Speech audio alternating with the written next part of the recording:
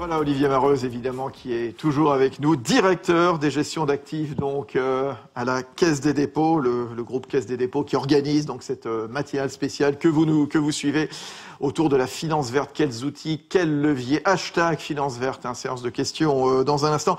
On est dans la dernière ligne droite, je le disais, je vais vous donner la parole donc au travers des réponses que vous allez apporter à ceux et celles qui nous ont posé des questions.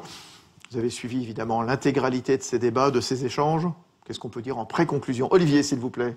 Écoutez, moi, je crois que ce qu'on peut peut-être souligner, c'est que, comme vous l'avez vu, Fabrice, c'est vraiment l'ensemble de nos gestions d'actifs qui est mobilisé sur ces thématiques climat. C'est pas une poche dédiée, limitée, qu'on afficherait. C'est vraiment, ça irrigue l'ensemble de nos process dans les différentes classes d'actifs. On aurait pu parler de l'immobilier. Enfin, l'ensemble des actifs est vraiment mobilisé. Deuxième message, je crois, c'est que ce qui ressort, c'est le souci de l'impact de ce qu'on fait. Et de l'impact concret, réel, dans les entreprises, dans les forêts. Une action qui vraiment contribue à faire évoluer les choses. Et puis, troisième caractéristique à laquelle on attache beaucoup d'importance, c'est dès que c'est possible de ne pas agir seul, ou pas seulement seul, si je puis dire, mais aussi d'inciter autour de nous un certain nombre d'acteurs à se coaliser, à se mobiliser avec nous. Les autres investisseurs, en France, à l'étranger, les entreprises dans lesquelles nous sommes investisseurs, etc. Donc, avoir un effet d'agrégation, en quelque sorte, des comportements autour de cette thématique. Et ben voilà, c'était très complet. Alors, on a vu donc ce rôle majeur, ce rôle volontaire donc de la Caisse des dépôts qui arrive à agréger autour d'elle un certain nombre d'acteurs. On a agrégé, nous, un certain nombre de questions donc qui nous sont arrivées. Donc, vous êtes prêts, mesdames, messieurs? Alors là, c'est freestyle, vraiment. Non, Céline, ça fait pas mal. Alors, par qui je commence?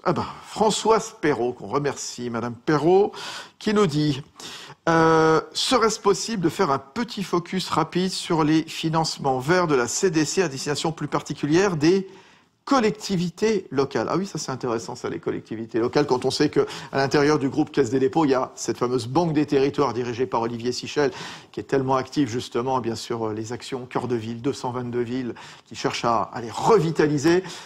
Qui prend la parole? Vous voulez nous dire? Alors, Olivier Mareuse, s'il vous plaît. Oui, c'est effectivement une dimension très importante de l'action de la Banque des territoires, avec des programmes qui sont en train de se développer, de se mettre en place. Je voudrais citer quelques exemples. On a un programme de prêt à très long terme, par exemple, pour la rénovation des réseaux d'eau, qui sont des équipements extrêmement importants au plan environnemental, qui sont souvent des équipements anciens et qui ont de réels besoins de rénovation. La Banque des territoires a mis en place un programme de prêt très long terme sur cette thématique. Deuxième exemple, c'est celui de la rénovation thermique des bâtiments publics, pour lesquels, là aussi, il y a de nouvelles enveloppes de prêts qui sont en train de se mettre en place. Là aussi, durée longue et conditions favorables pour inciter à la rénovation de ces bâtiments. C'est effectivement une thématique tout à fait prioritaire. Bon, Françoise qui enchaîne. Pourrait-on connaître les références exactes sur le rapport d'experts commandé par l'UE sur la finance de demain, évoqué par Madame Husson-Traoré? Où peut-on le consulter? Qu'est-ce qu'on répond, Anne-Catherine? Alors, il est accessible en ligne sur le site de l'Union européenne et en faisant... alors, le petit nom du groupe d'experts, c'est Ashleg on Sustainable Finance, parce que le problème, c'est qu'il faut un certain niveau d'anglais, puisqu'il n'est pas traduit en français. En revanche, sur Novetic... J'espère que Françoise sur novetic.fr, bilingue.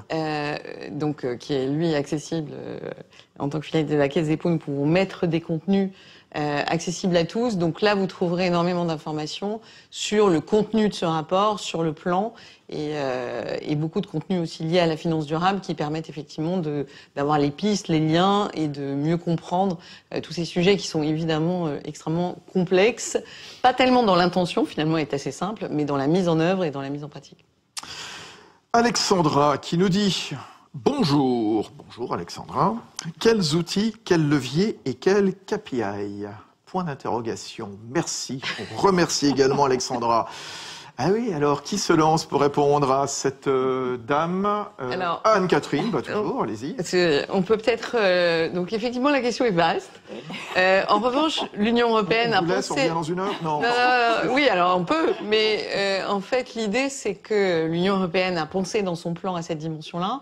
Et en fait, elle a construit... On a parlé de la taxonomie, qui est donc ce dictionnaire d'éco-activité, mais elle a lié cette démarche-là à une autre démarche qu'on appelle, c'est un autre petit nom, SFDR, qui est donc Sustainable Finance Disclosure Regulation, et qui veut dire qu'effectivement, on doit être en capacité, alors on, les investisseurs, mais les entreprises, de expliquer de façon concrète, avec des indicateurs d'impact qui, dans la mesure du possible, doivent être construits ensemble, comment finalement l'intégration de toutes ces dimensions qu'on vient d'évoquer, comment ça se traduit concrètement en performance environnementale et sociale, comme aujourd'hui on est habitué en tant qu'investisseur à rendre compte de la performance financière de ses actifs. Donc l'idée, c'est pas d'abandonner cette démarche, mais c'est de la compléter avec cette dimension-là, et en plus d'être aussi en capacité de publier des scénarios, des évaluations de l'impact financier des problématiques environnementales comme le changement climatique, mais aussi la disparition de la biodiversité, puisque ce qu'on commence à construire, c'est le lien qui paraissait complètement déconnecté il y a 20 ans entre le changement climatique et la perte de biodiversité et de la gestion d'actifs. C'était vraiment des droits de parallèles qui ne se rencontraient pas. Là, on est en train de construire les métriques, la façon d'évaluer ce que évoquait Céline, c'est-à-dire la question des externalités négatives, qui est un mot technique certes, mais qui est assez concret, c'est-à-dire quels sont les impacts positifs, négatifs, et finalement, ce qu'on est en train de construire comme méthodologie, c'est vraiment l'idée de comment on construit le solde, c'est-à-dire comment on arrive à la neutralité, certes carbone, mais plus largement à la neutralité, c'est-à-dire de maximiser ces impacts positifs qui existent forcément, et de minimiser ces impacts négatifs qui existent tout aussi fortement. On continue, voilà, ce feu roulant de questions avec les réponses. Voilà, on continue. Michel, qui nous dit « Ravi de voir l'approche risque au cœur de la finance verte. Y a-t-il des stranded assets dans les portefeuilles CDC ?» Alors là, je me tourne vers qui? Benoît, Olivier? Je ne connais pas la Alors, Benoît, expliquer le concept, peut-être. Olivier. Voilà, peut-être expliquer le concept. Peut-être expliquer, oui, ce qu'on entend par stranded assets, c'est-à-dire des actifs qui, dans le contexte du changement climatique et de la lutte contre le changement climatique, perdraient leur valeur. Parce que finalement, ils ne correspondraient plus au nouveau contexte. Donc c'est évidemment...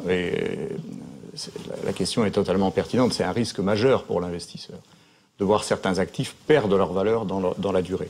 Donc c'est un point sur lequel on est extrêmement attentif et on veille à ne pas avoir de ce type d'actifs. Et l'engagement actionnarial porte notamment sur cette question. Et je crois que l'intervenant a parfaitement raison de souligner la dimension risque. Un gestionnaire d'actifs doit être extrêmement vigilant au risque de ses portefeuilles.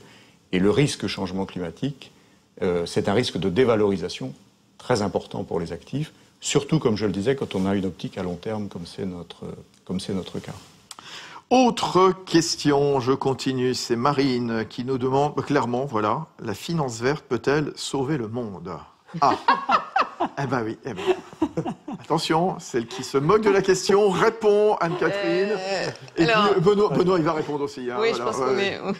Alors Anne-Catherine Husson-Traoré, s'il vous plaît, Novetic. Toute seule, certainement pas. Bon. En revanche, je crois que tout au long de ces échanges, on a bien compris que c'est ça la force de l'action de la Caisse des dépôts, c'est vraiment de jouer sur tous les leviers. Aussi bien sur la forêt que sur la gestion d'actifs, que sur l'exclusion du charbon, que sur la recherche que peut faire I4C, sur vraiment l'idée de quel modèle, où est-ce qu'il faut mettre de l'investissement, où est-ce qu'il faut créer des choses. Par exemple, il y a 3-4 ans, la question des bornes de recharge électrique est un sujet qui était non adressé. Et donc la plupart des gens n'achetaient pas de voiture électrique, mais c'est comment vous la rechargez, en fait. Petit sujet qui n'est pas négligeable. Et si vous êtes à Paris... Toujours un peu d'actualité. Voilà, si vous êtes à Paris, par exemple, vous êtes dans un immeuble, si vous tout seul, vous décidez d'avoir une voiture rechargeable, il faut que tout l'immeuble suive et vous au 9e étage, mettre un grand fil qui descend dans la façade. Donc tout ça est assez complexe. Et c'est vrai que là-dessus, c'est vraiment ça. Donc le monde, de toute façon, et vous parliez de la Covid-19, le fait est qu'aujourd'hui, on est confronté à une première crise globale dont les impacts sont mesurables.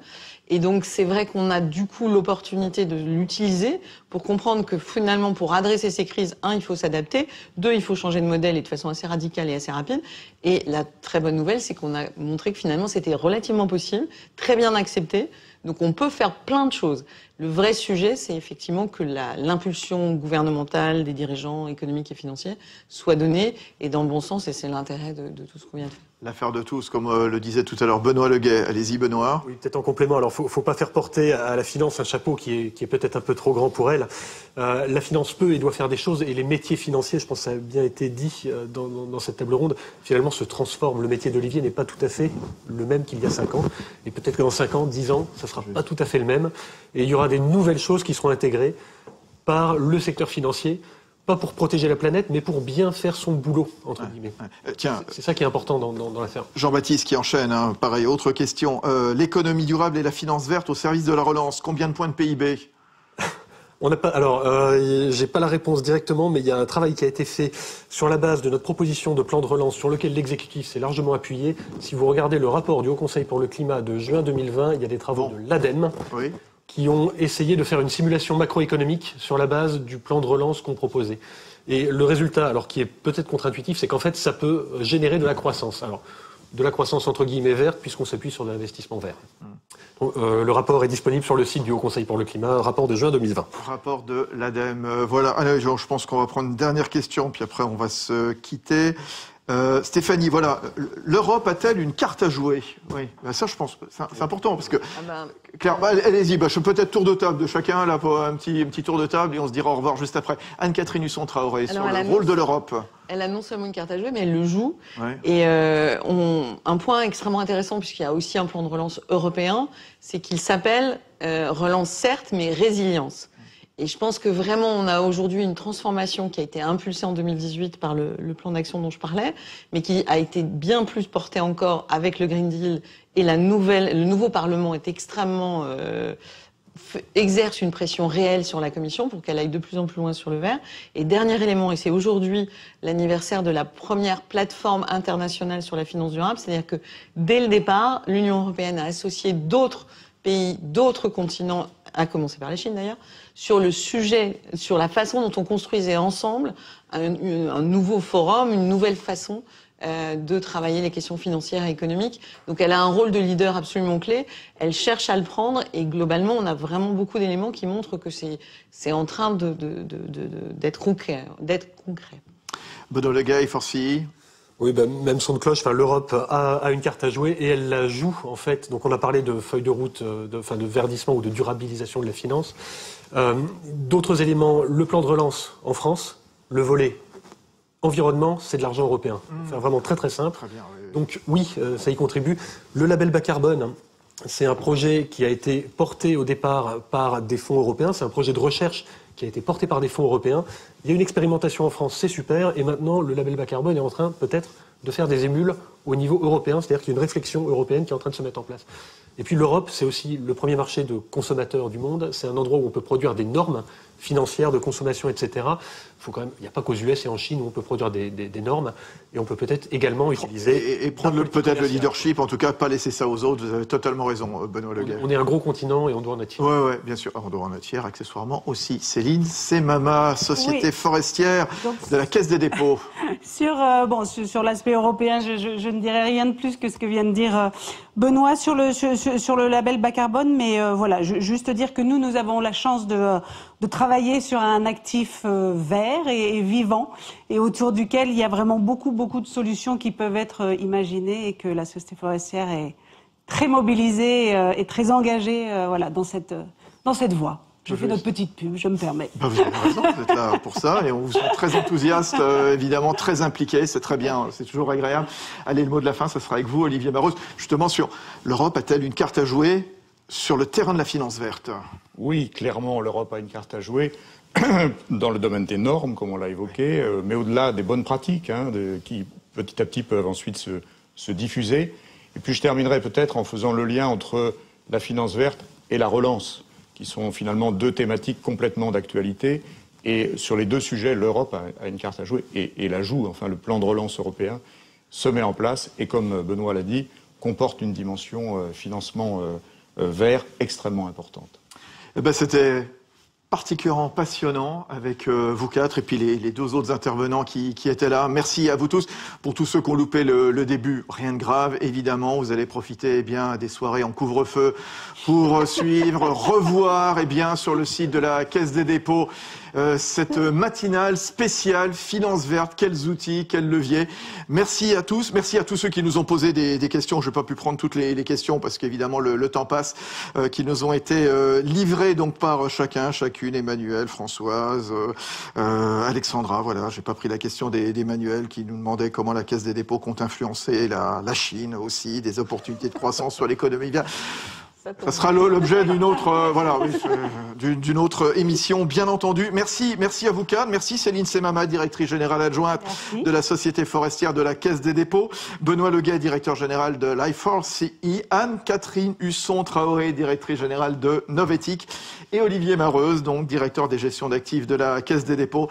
Voilà, donc Finance verte, quels outils, quels leviers, cette matinale organisée par le groupe Caisse des dépôts avec les Échos, Le Parisien, événements et Radio Classique. Très bonne journée à toutes et tous.